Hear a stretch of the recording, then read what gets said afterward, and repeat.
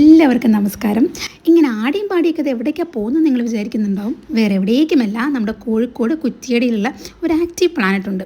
ഇതിനെപ്പറ്റി പിള്ളേർ കുറേ ദിവസമായിട്ട് ഇങ്ങനെ പറഞ്ഞുകൊണ്ടിരിക്കുകയാണ്. പക്ഷേ എല്ലാവരും ഫ്രീ ആയിട്ടൊരു ദിവസം ഞങ്ങൾക്ക് കിട്ടുന്നുണ്ടായിരുന്നില്ല. അല്ലെങ്കിലും അങ്ങനെയാണല്ലോ, എന്തെങ്കിലും പ്ലാൻ ചെയ്ത കാര്യം നടക്കണമെങ്കിൽ കുറച്ച് ബുദ്ധിമുട്ടാണ്, അല്ലെങ്കിൽ അത് പെട്ടെന്ന് നടത്തണം.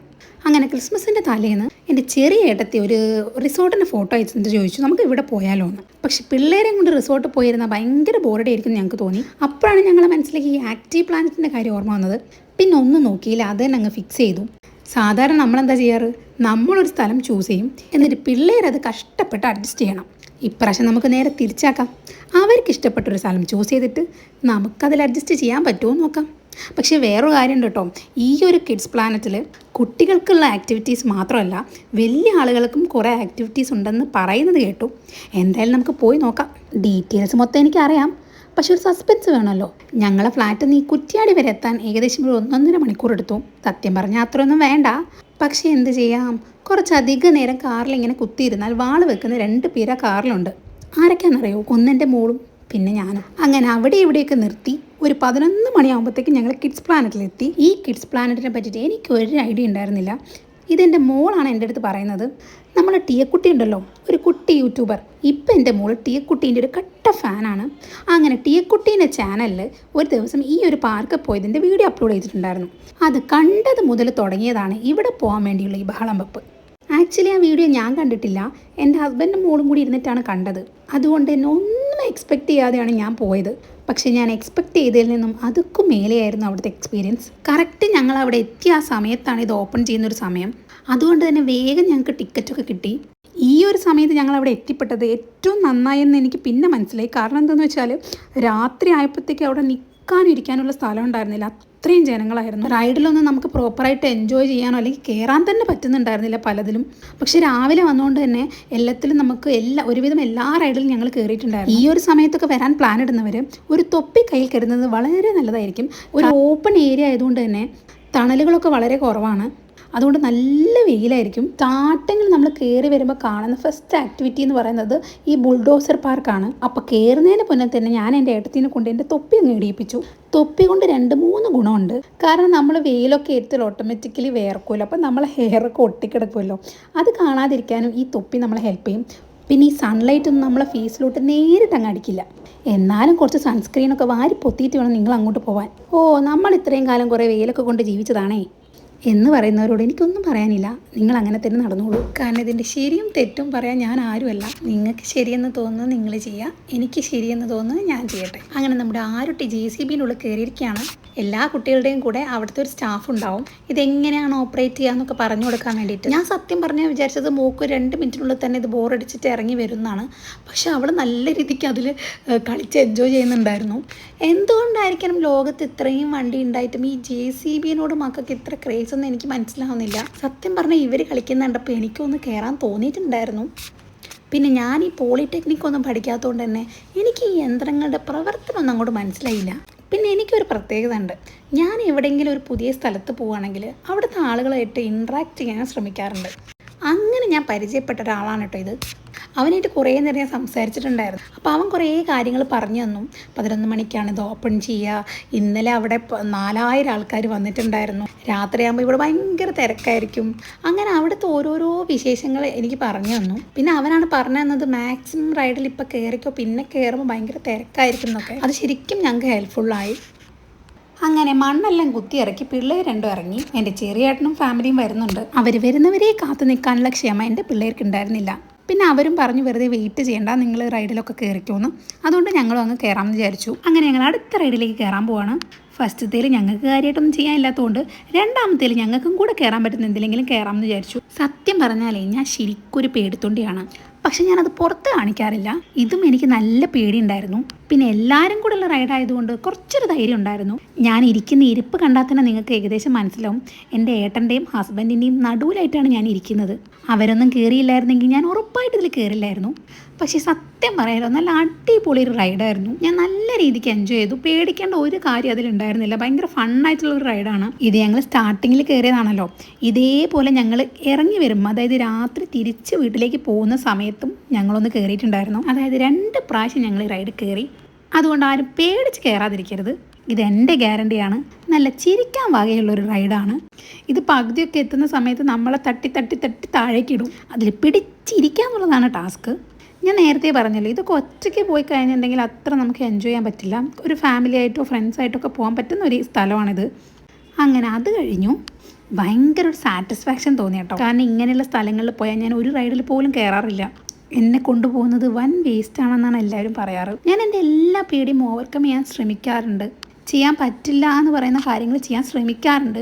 പക്ഷെ അതിലൂടെ എനിക്ക് പേടി കൂടുക എന്നല്ലാതെ കുറയാറില്ല. എനിക്ക് ഹൈറ്റ് നല്ല പേടിയാണ്. അതുപോലെ അണ്ടർ വാട്ടർ, എനിക്ക് വെള്ളത്തിൻ്റെ അടിയിലേക്ക് നോക്കാൻ വരെ പേടിയാണ്. നിങ്ങൾക്ക് പലർക്കും ഇത് കേൾക്കുമ്പോൾ ചിലപ്പോൾ ഒരു കോമഡി ആയിട്ട് തോന്നാം. പക്ഷേ ഈ ഒരു പേടിയുള്ളവർക്ക് അവരെന്തൊരു ഫീലിങ്സിലൂടെ പോകുന്നതെന്നുള്ളത് മനസ്സിലാവുള്ളൂ. എൻ്റെ പേടി കഥകൾ അവിടെ നിൽക്കട്ടെ, ബാക്കിയുള്ള വിശേഷങ്ങളിലേക്ക് നമുക്ക് കിടക്കാം. എൻ്റെ ഡ്രസ്സ് കണ്ടു ഗൈസ്, ഒരു കൊറിയൻ സ്റ്റൈൽ ഡ്രസ്സാണ്. ഒരു ജീൻസും ടോപ്പ് ഇടാമെന്നായിരുന്നു ആദ്യം കരുതിയത്. പിന്നെ രാവിലെ മുതൽ വൈകുന്നേരം വരെ അവിടെ നിൽക്കേണ്ട കേസായതുകൊണ്ട് ഫീഡ് ചെയ്യാൻ എളുപ്പമുള്ളൊരു ഡ്രസ്സ് ഇടാമെന്ന് വിചാരിച്ചു. പിന്നെ ഈ ഒരു ഡ്രസ്സിൻ്റെ ക്ലോത്തും നല്ല അടിപൊളിയാണ് കേട്ടോ. നമ്മൾ ക്രിസ്മസിൻ്റെ ആ ടൈമിൽ പോയതുകൊണ്ട് തന്നെ അവിടെ എല്ലാം ഡെക്കറേറ്റ് ചെയ്ത് വെച്ചിട്ടുണ്ടായിരുന്നു. ഇതൊക്കെ നൈറ്റിൽ കാണുമ്പോൾ കേട്ടോ കുറച്ചുകൂടെ ഭംഗി. ഭയങ്കര വെയിലാണ്, നല്ല രസമുണ്ട് കാണാൻ.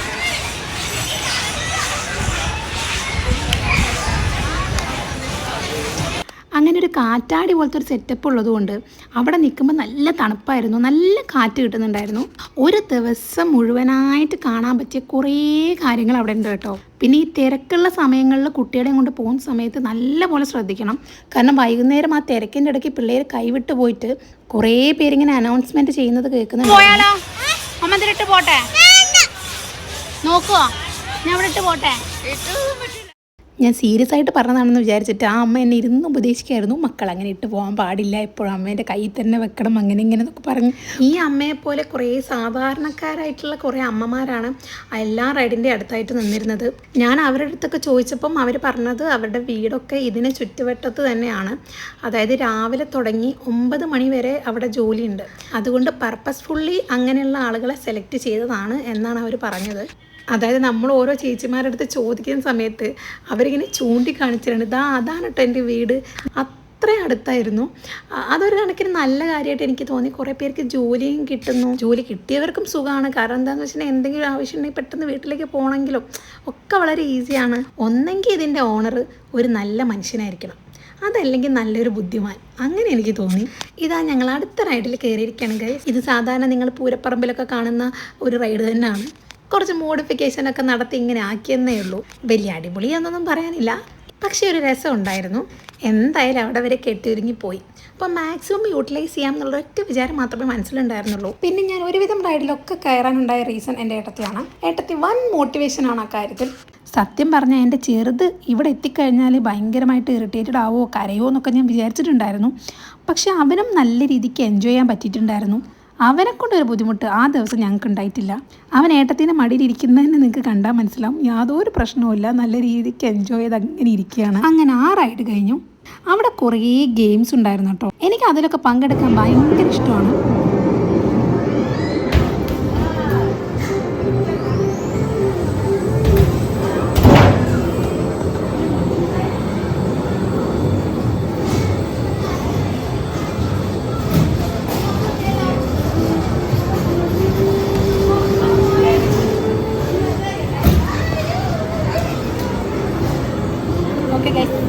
തോൽവി വിജയത്തിൻ്റെ ഒരു ചവിട്ടുപടികളാണ് ഗൈസ്.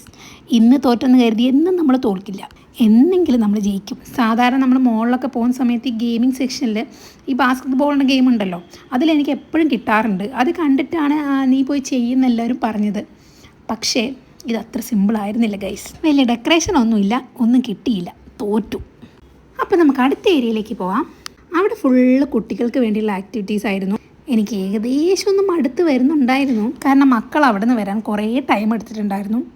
കാരണം പിള്ളേർക്ക് ഇഷ്ടപ്പെടുന്ന ഒരു തരം എല്ലാ ആക്ടിവിറ്റീസും അവിടെ ഉണ്ടായിരുന്നു. മക്കളൊക്കെ കയറിയതിൽ തന്നെ വീണ്ടും വീണ്ടും കയറി കളിക്കുകയായിരുന്നു. പിടിക്കണേ.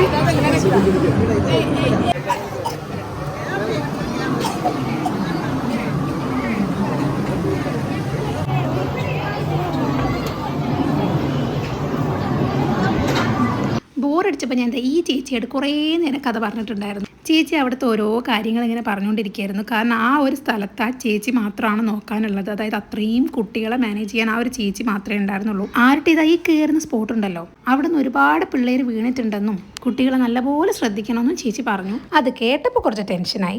നേരെ ചൊവ്വ ഈ പിള്ളേരെ വിളിച്ചു കഴിഞ്ഞാൽ അവർ വരില്ലെന്ന് ഉറപ്പാണ്. അതുകൊണ്ട് കയ്യിലുണ്ടായിരുന്ന കുറച്ച് ഫുഡ് ഐറ്റംസ് കാണിച്ച് അവരെ മെല്ലെ ഇങ്ങോട്ട് വിളിച്ചു. എനിക്ക് നല്ലപോലെ വിശക്കുന്നുണ്ടായിരുന്നു. കാരണം നിങ്ങൾക്കറിയാലോ, ഞാനൊരു ഫീഡിങ് മദറാണ്. നമ്മൾ എത്ര ഫുഡ് കഴിച്ചാലും ഈ മക്കൾക്ക് പാൽ കൊടുത്തു കഴിഞ്ഞാൽ നമുക്കൊരു വിശപ്പ് വരും. ചോറ് കഴിക്കാനുള്ള സമയം ആവാത്തത് കൊണ്ടും എൻ്റെ ചെറിയ ഏട്ടൻ എത്താത്തത് കൊണ്ടും തൽക്കാലം ഈ കടലയൊക്കെ തിന്ന് ഒന്ന് വിശപ്പടക്കാമെന്ന് വിചാരിച്ചു. പിള്ളേരിങ്ങനെ ഓടി കയറുന്ന കാണുമ്പോൾ കൂടെ ഓടാനൊക്കെ തോന്നുന്നുണ്ടായിരുന്നു. പക്ഷെ ഒട്ടും എനർജി ഇല്ലായിരുന്നു. അതങ്ങനെയാണ് ഗൈസ്, വിശന്ന് കഴിഞ്ഞാൽ ഞാനല്ലാതാവും. പിന്നെ ആകെപ്പാടൊരു തളർന്ന കളിയാണ്. പിന്നെ അത്യാവശ്യം വിശപ്പടക്കാനുള്ള ബേക്കറി ഐറ്റംസും കടലയൊക്കെ കഴിച്ചതുകൊണ്ട് കുറച്ചൊരു ആശ്വാസമുണ്ട്. അപ്പോൾ പിന്നെ ഞങ്ങൾ അടുത്ത റൈഡ് കയറാമെന്ന് വിചാരിച്ചു. ഇതൊക്കെ കുട്ടികൾക്ക് വേണ്ടിയുള്ള റൈഡാണ്. അതുകൊണ്ട് തന്നെ കൂടുതൽ എക്സ്പെക്റ്റ് ചെയ്തൊന്നും ഇതിൽ കയറി ഇരിക്കരുത്.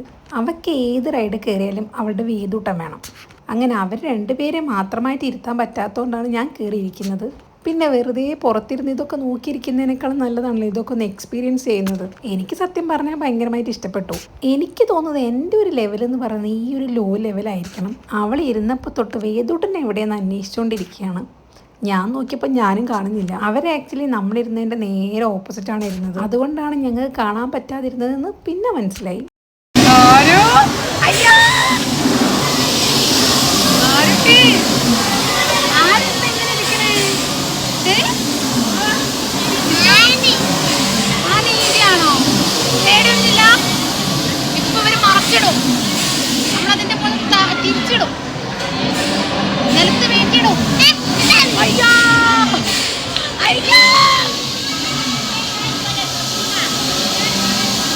അടുത്ത ഞങ്ങളുടെ ലക്ഷ്യം ഇതായിരുന്നു കേട്ടോ. ഈ റൈഡ് പ്രത്യേകിച്ചൊന്നുമില്ല, ഒരു ബുള്ളറ്റ് പോകുന്നത് പോലെ ഇങ്ങനെ പോകും. മുന്നിൽ ഡ്രൈവറായിട്ട് ഒരാളിരിക്കണം, ബാക്കിൽ ഒരാളിരിക്കണം.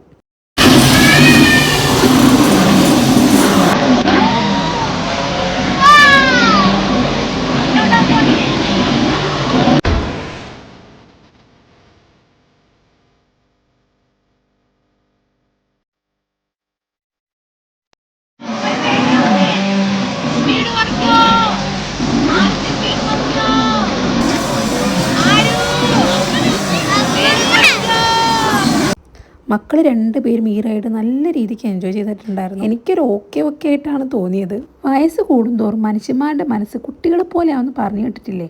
അതുകൊണ്ട് തന്നെ അമ്മയ്ക്കും ഈ റൈഡൊക്കെ ഭയങ്കര ഇഷ്ടപ്പെട്ടിട്ടുണ്ടായിരുന്നു. അങ്ങനെ പോകുന്ന വഴിക്ക് ഇങ്ങനെ ഒരു സ്റ്റേജ് കണ്ടു. ഈ സ്റ്റേജിൽ ഒരുപാട് പ്രോഗ്രാം നടക്കാറുണ്ടെന്നാണ് അവർ പറഞ്ഞത്. ഞങ്ങളന്ന് അവിടെ കണ്ടതൊരു മാജിക് ഷോ മാത്രമാണ്. ചിലപ്പോൾ ഞങ്ങൾ കാണാതെ പോയതുമായിരിക്കാം. കാരണം പിള്ളേർ ഫുൾ ടൈം പാർക്കിലായിരുന്നു. ഇനിയും ഏട്ടനെ കാത്തിരുന്ന ഞങ്ങൾ വിശന്നൊരു വഴിയാവുമെന്ന് തോന്നിയുകൊണ്ട് ഞങ്ങൾ നേരെ ഫുഡ് കഴിക്കാൻ വിട്ടു. അപ്പോഴാണ് ഞങ്ങളൊരു സത്യം മനസ്സിലാക്കിയത്. പാർക്കിലുണ്ടായിരുന്ന ആളുകളെക്കാൾ കൂടുതൽ ആൾക്കാർ ആ ഫുഡ് കഴിക്കുന്ന സ്ഥലത്തായിരുന്നു ഉണ്ടായിരുന്നത്. ഞങ്ങൾ അവിടെ എത്തിയപ്പം ആകെ ഉണ്ടായിരുന്നത് ബിരിയാണി ആയിരുന്നു. ഒരു ബിരിയാണിക്ക് 140 രൂപ. അങ്ങനെ ഒരു 5 ബിരിയാണി ഞങ്ങൾ ഓർഡർ ചെയ്തു. നല്ല പോലെ വിശന്നുകൊണ്ടായിരിക്കണം, നല്ല ടേസ്റ്റ് ഉണ്ടായിരുന്നു. സത്യം പറഞ്ഞാൽ ഞാൻ ഒട്ടും എക്സ്പെക്റ്റ് ചെയ്തിട്ടുണ്ടായിരുന്നില്ല. ഊണ് കഴിഞ്ഞാൽ ഒരു ഐസ്ക്രീം, അത് നിർബന്ധമാണ്. അങ്ങനെ നിർബന്ധമുള്ളവരുടെ എണ്ണം എടുത്ത് നോക്കുന്ന സമയത്ത് എല്ലാവർക്കും വേണം. അങ്ങനെ എല്ലാവരും ഓരോ ഐസ്ക്രീം വാങ്ങി കഴിച്ചു. അന്നത്തെ ഒരു ദിവസം ഒരു 3-4 ഐസ്ക്രീമോളം ഞാൻ കഴിച്ചിട്ടുണ്ടായിരുന്നു. എൻ്റെ ലൈഫിൽ ഒരു ദിവസം ഇത്രയും ഐസ്ക്രീം ഞാൻ കഴിച്ചിട്ടില്ല. പക്ഷേ എന്തോ വെയിൽ കാരണം ഇടയ്ക്കിടയ്ക്ക് പോയി കഴിക്കാൻ തോന്നുമായിരുന്നു. അങ്ങനെ ഫുഡ് കഴിഞ്ഞ് ഞങ്ങൾ അടുത്ത കാര്യപരിപാടിയിലേക്ക് കടന്നു. അതിൻ്റെ ഇടയ്ക്ക് ചെറുതിനെ ഫീഡ് ചെയ്യിക്കാൻ വേണ്ടി ഞങ്ങൾ ഇടയ്ക്കിടയ്ക്ക് പോകുന്നുണ്ട് കേട്ടോ. അതും നല്ല രസമാണ്. ഫീഡ് ചെയ്യാൻ പ്രെയർ റൂമിൽ പോകണം. പ്രെയർ റൂമാണെങ്കിൽ അങ്ങ് അറ്റത്താണ്. അങ്ങനെ ഫീഡ് ചെയ്യാൻ നടന്നതിനൊരു കണക്കില്ലായിരുന്നു.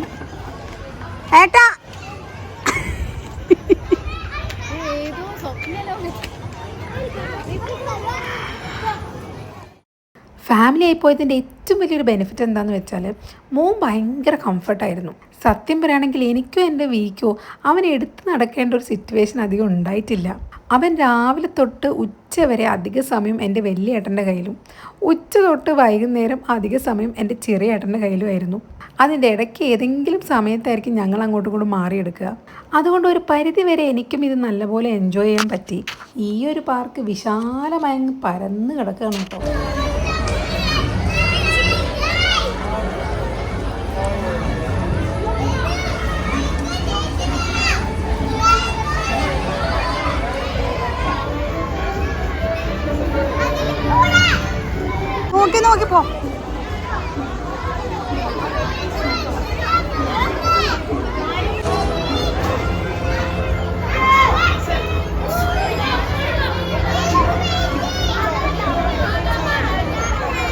ചേച്ചി ആകെ ദൂരമുള്ള ഏരിയ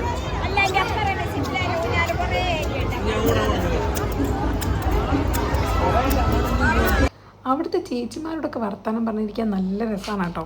ശരിക്കും പറഞ്ഞാൽ നമ്മുടെ അമ്മമാരോടൊക്കെ വർത്തമാനം പറയുന്ന ആ ഒരു ഫീലായിരുന്നു. ഈ ഒരു സ്ഥലത്ത് ഞങ്ങൾ ഒരുപാട് നേരം ഇരുന്നിട്ടുണ്ടായിരുന്നു. കാരണം മക്കൾ വരുന്നുണ്ടായിരുന്നില്ല. അവർ കളിച്ചിട്ടും മതിയാവാതെ കയറിയ റൈഡിൽ തന്നെ വീണ്ടും കയറി കുറേ ടൈം ഞങ്ങൾ അവിടെ ഇരുത്തിച്ചിട്ടുണ്ട്. അതിനിടയ്ക്ക് എൻ്റെ ഏട്ടത്തിൻ്റെയും ഫോണിലെ ചാർജ് അപ്പടി തീർന്നു. അതിന് കേബിൾ തപ്പി നടന്നപ്പോൾ ഈ പയ്യനാണ് നമുക്ക് രക്ഷകനായിട്ട് വന്നത്. അങ്ങനെ ഫ്രണ്ട് ഓഫീസിൽ ഞങ്ങൾ രണ്ടുപേരുടെയും ഫോണ് ചാർജിലിട്ടു. പിന്നെ കുറേ നേരത്തേക്ക് അവിടെ നടന്നൊന്നും ഞങ്ങൾക്ക് വീഡിയോ എടുക്കാൻ പറ്റിയിട്ടില്ല. അങ്ങനെ നമ്മുടെ വാമിക്കുട്ടി എത്തി. എൻ്റെ ചെറിയ ഏട്ടൻ്റെ വാവയാണ് ഇട്ടത്. ഇവരും കൂടി എത്തിയതോടുകൂടി നമ്മുടെ ട്രിപ്പിൻ്റെ കളർ അങ്ങ് മാറി. ലോ ആയിക്കൊണ്ടിരുന്ന എനർജി എല്ലാം പെട്ടെന്ന് ഹൈ ആയി. എന്ത് പറയുന്ന സമയത്തും വാക്കുകൾ സൂക്ഷിച്ചുപയോഗിക്കുക എന്നുള്ളതാണ് അല്ലേ? കാരണം അപ്പൊ ഞാൻ കൂട്ടുകാരോട് ചെറിയൊരു കാര്യം നോക്കാം. മോനൊരു കാര്യം ചെയ്യാം, ഒന്ന് നേരെ മുന്നോട്ടൊക്കെ നോക്കിയാൽ കൈ രണ്ടും താത്തിയിട്ടേക്കാം അല്ലേ? അപ്പൊ മോനൊരു കാര്യം ചെയ്യാം, മോന്റെ മനസ്സിനെ വളരെ ഫ്രീ ആക്കാം. വേറെ ആലോചനകളൊന്നും വേണ്ട, മനസ്സിനെ വളരെ ഫ്രീ ആക്കാം. നേരെ മുന്നോട്ടൊക്കെ നോക്കാം. ഓക്കെ, ഒന്ന് ബ്രീത്ത്, ഒന്ന് നന്നായിട്ട് ശ്വാസം ഉള്ളിലേക്ക് വലിക്കാം. വളരെ സാവകാശം പുറത്തേക്ക് വിടാം. ഓക്കെ, വീണ്ടും അത് തീരാൻ സാധ്യമല്ല എന്ന് മനസ്സുകൊണ്ട് ഉറച്ചു വിശ്വസിക്കുക. ഓക്കെ, അപ്പൊ ആദ്യ പേപ്പർ എത്ര പീസാക്കിട്ട് കൂടിയത്? 2 പീസാക്കി.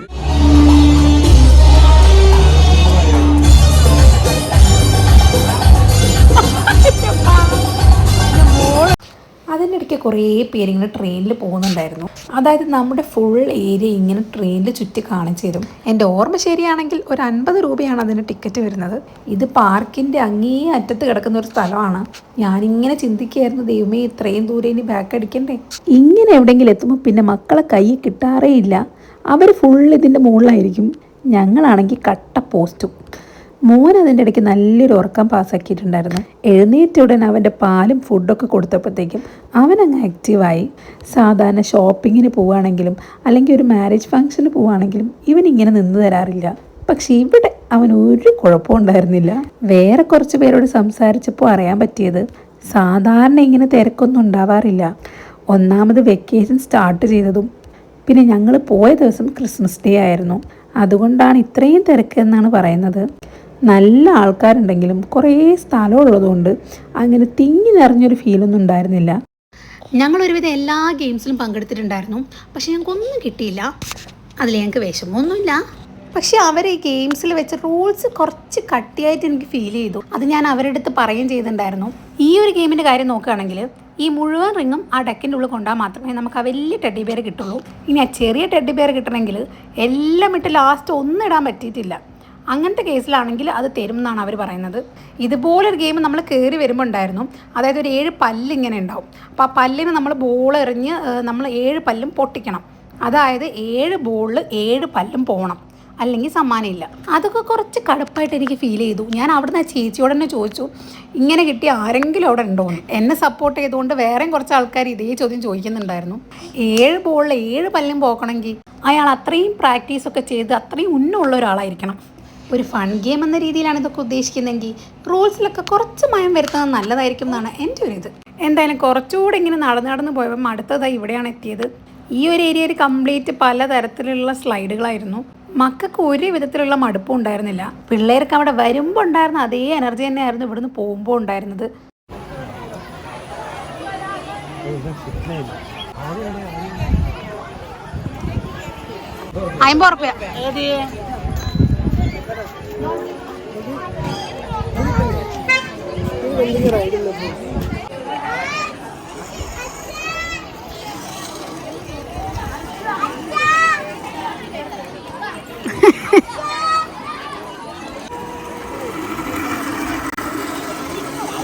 ഇതൊരു തുടക്കം മാത്രമായിരുന്നു.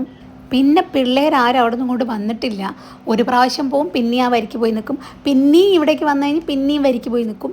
അങ്ങനെ കുറച്ച് നേരം ഞങ്ങളെ കളിപ്പിച്ചിട്ടുണ്ട്. ഇതൊക്കെ കുട്ടികൾക്ക് ഫ്രീ ആണ് കേട്ടോ. എനിക്കൊന്ന് കുട്ടികൾക്ക് മാത്രമല്ല, ഇത് വലിയ ആളുകൾക്കും ചെയ്യാമെന്ന് അവിടുന്ന് പറയുന്നുണ്ടായിരുന്നു. പക്ഷെ ആരും ചെയ്യുന്നത് കണ്ടില്ല.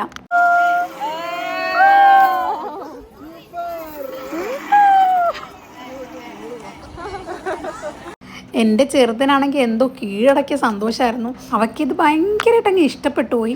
ഏട്ടനും മേച്ചിയും പോയി വരുന്നത് കണ്ടപ്പം അനിയത്തിക്കും പോകണമെന്നായി. ആ വരവാണ് നിങ്ങളിപ്പോൾ കണ്ടുകൊണ്ടിരിക്കുന്നത്. ഞങ്ങൾക്ക് ചെറിയൊരു ടെൻഷൻ ഉണ്ടായിരുന്നു, പക്ഷേ അവൾ നല്ല രീതിക്ക് പിടിച്ചിരുന്നു അതിൽ. അടുത്തത് കയറാൻ നിൽക്കുന്ന രണ്ടാളെ നിങ്ങൾ കണ്ടോ? അതെ, അവർ വീണ്ടും പോയിരിക്കുകയാണ്. പിന്നെ ഫ്രീ ആയതുകൊണ്ട് ഞങ്ങൾ ഇങ്ങനെ തടയാനൊന്നും നിന്നില്ല, കളിക്കുന്ന അത്രയും കളിച്ചോട്ടെ എന്ന് വിചാരിച്ചു.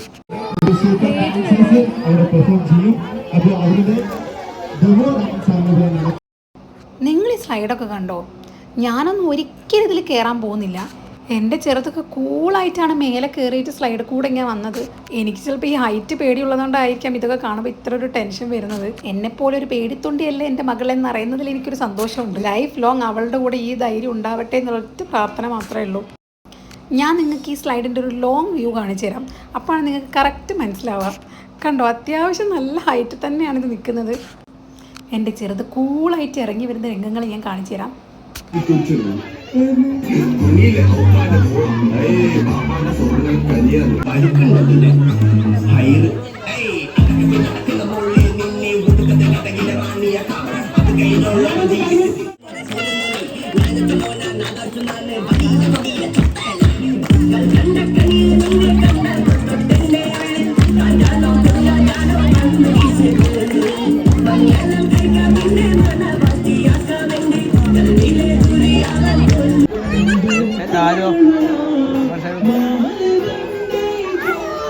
എന്താണ്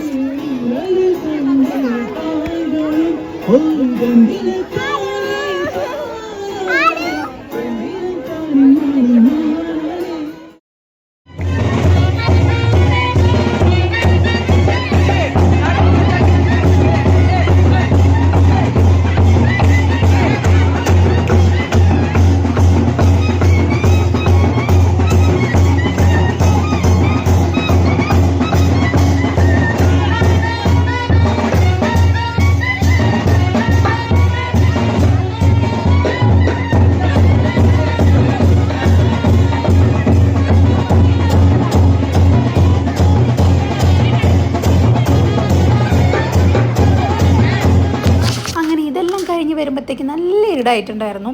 പക്ഷേ അപ്പോഴാണ് നമ്മൾ ആ പാർക്കിൻ്റെ ഒരു വേറൊരു ഭംഗിയുണ്ടല്ലോ അത് നമ്മൾ കാണുന്നത്.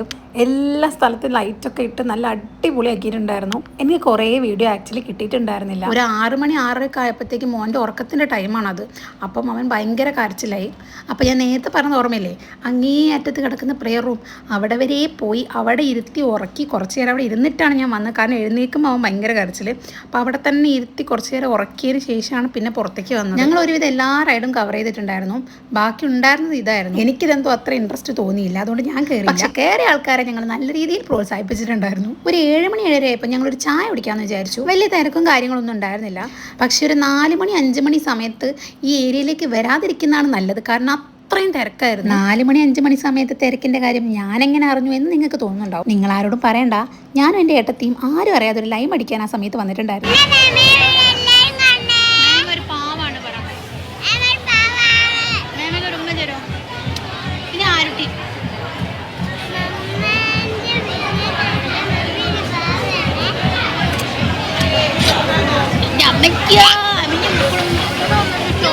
കുറ്റിയാടി ഇഷ്ടായോ?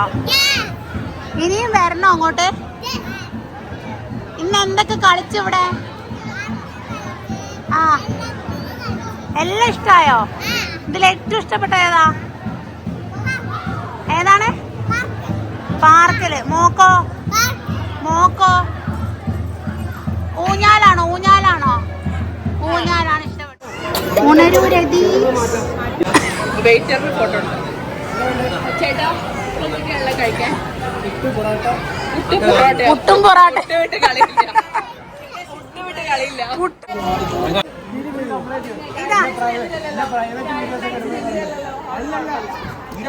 വീഡിയോ ചാനൽ നോക്കാൻ റിപ്പോർട്ട് ചെയ്ത്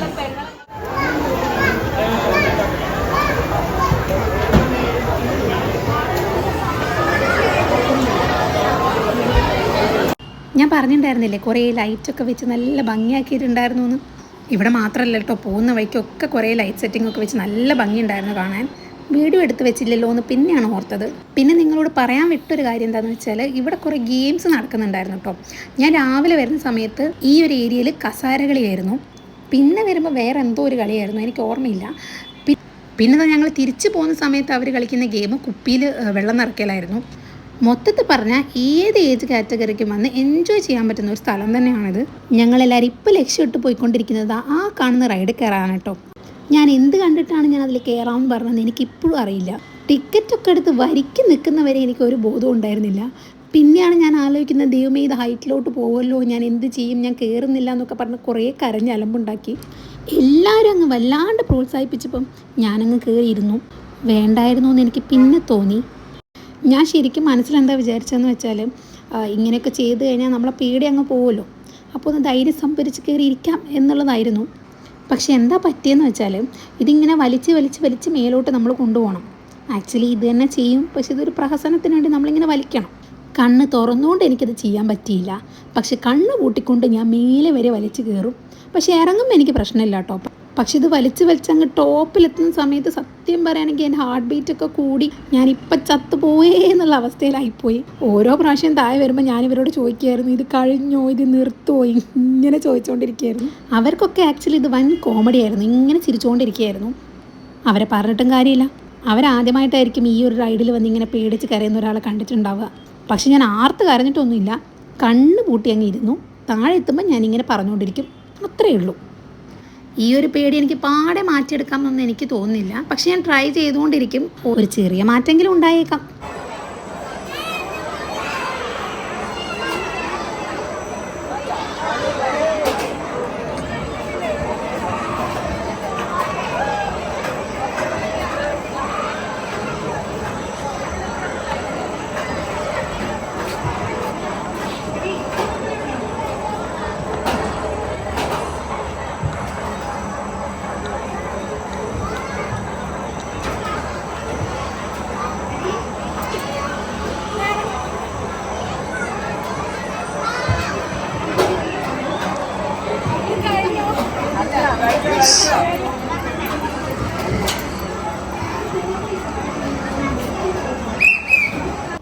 അങ്ങനെ ഒരു മഹായുദ്ധം കഴിഞ്ഞ് ഞാൻ ഇറങ്ങി. സത്യം പറഞ്ഞാൽ ഞാൻ കഴിച്ച ഭക്ഷണം എല്ലാം ദഹിച്ചു പോയി എന്ന് വേണം പറയാൻ. സാധാരണ അമ്മമാർ മക്കളെയാണ് സമാധാനിപ്പിക്കാറ്, സാരമില്ല പോട്ടെ നമുക്ക് അടുത്ത പ്രാവശ്യം നോക്കാമെന്നൊക്കെ. പക്ഷേ ഇവിടെ നേരെ തിരിച്ചായിരുന്നു. എൻ്റെ മോളാണ് എൻ്റെ പിന്നാലെ നടന്ന് എന്നെ സമാധാനിപ്പിച്ചുകൊണ്ടിരുന്നത്. ഞങ്ങളത് ഈ കാണുന്ന റൈഡിൽ ഒരു വട്ടം കൂടി കയറിയതിന് ശേഷം കേട്ടോ അവിടെ നിന്ന് ഇറങ്ങിയത്. അതിൻ്റെ വീഡിയോ ഒന്നും ഞാൻ എടുത്തിട്ടില്ല. കാരണം ഒരു പ്രാവശ്യം ഞങ്ങൾ ആ റൈഡിൽ കയറിയ വിശേഷം നിങ്ങൾ കണ്ടതാണല്ലോ. വീണ്ടും സെയിം സാധനമായിട്ട് ബോറടിപ്പിക്കേണ്ടെന്ന് വിചാരിച്ചു. പക്ഷേ ലാസ്റ്റ് എല്ലാവരും കൂടി കയറിയപ്പോൾ നല്ല അടിപൊളിയായിട്ടുണ്ടായിരുന്നത്. ഒരു അടിപൊളി ദിവസമായിരുന്നു. ഞങ്ങൾ അങ്ങനെ ആക്റ്റീവ് പ്ലാന്റിനോട് ചാച്ചാ ബൈ ബൈ പറഞ്ഞ് അവിടെ നിന്ന് വിട്ടു. മഴ ഇങ്ങനെ വരും. അങ്ങനെ ഞങ്ങൾ ആക്റ്റീവ് പ്ലാനറ്റിൽ പോയ വിശേഷങ്ങൾ ഇതൊക്കെയാണ്. കുട്ടികളെയും കൊണ്ടുപോകാൻ പറ്റിയ ഒരു സ്ഥലമാണ്. അപ്പോൾ ഇന്നത്തെ ഈ വീഡിയോ നിങ്ങൾക്ക് ഇഷ്ടപ്പെട്ടിട്ടുണ്ടെങ്കിൽ ലൈക്ക് ചെയ്യാൻ മറക്കണ്ട. സബ്സ്ക്രൈബ് ചെയ്യാത്തവരാണെങ്കിൽ ഒന്ന് സബ്സ്ക്രൈബും കൂടി ചെയ്തോളൂ. കാരണം ഇങ്ങനത്തെ തല്ലിപ്പൊളി വീഡിയോ നിങ്ങൾക്ക് എവിടെയും കിട്ടില്ല. അതിവിടെ മാത്രമേ നിങ്ങൾക്ക് കാണാൻ പറ്റൂ. അപ്പോൾ കൂടുതൽ ബ്ലാസ് ഒന്നുമില്ല. അടുത്ത വീഡിയോ ആയിട്ട് വരുന്നവരേക്കും ബായ്.